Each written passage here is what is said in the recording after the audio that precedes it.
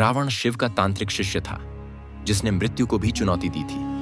पर एक रहस्य वह सबसे गहरा था, माया यंत्र का एक ऐसा यंत्र जो सत्य को छुपा देता था, न सिर्फ दूसरों के आंखों से बल्कि आत्म के चेतावनी से भी। यह कोई साधारण जादू नहीं था, यह कलर नव यंत्र के अष्टम अध्याय में वर्णित वह रहस्यमय था जिसे केवल 3 तांत्रिक समझ सके।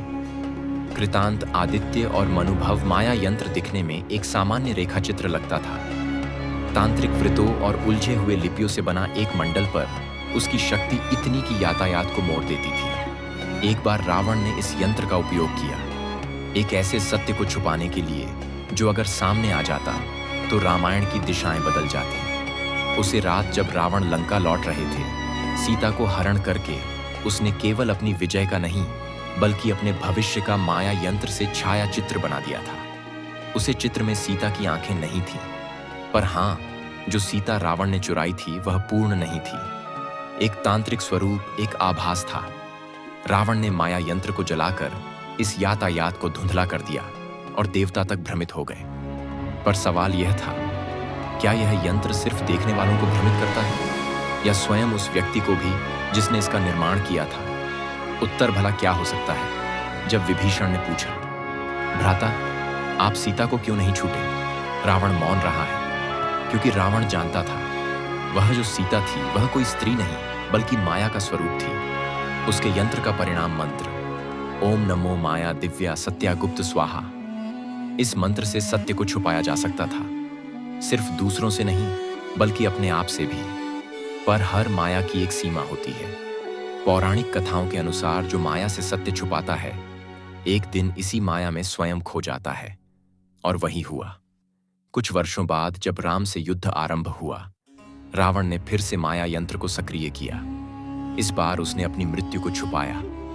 हाँ, रावण जानता था कि राम का तीर उसकी मृत्यु का कारण बनेगा, लेकिन माया यंत्र के माध्यम से उसने अपने मृत्यु को एक क्षण में यंत्र मंडल के केंद्र में रख दिया।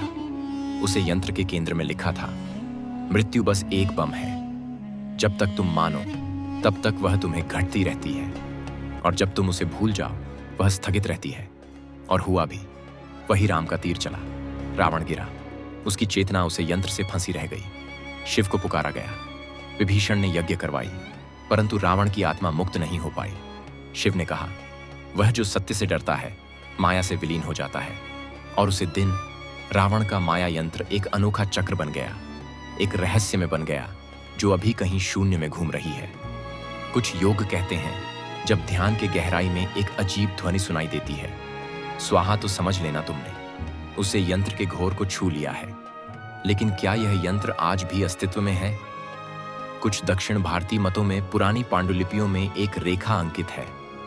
यह सत्य को ही धारण करते हैं। जो भी सत्य को भीतर छुपा ले वही उसे यंत्र का ताकत बनता है।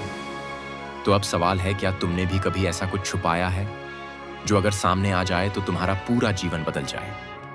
क्या तुम भी माया यंत्र के वाहक बन चुके हो, या शायद अब तुम्हारे भीतर ही माया यंत्र बना बैठा है?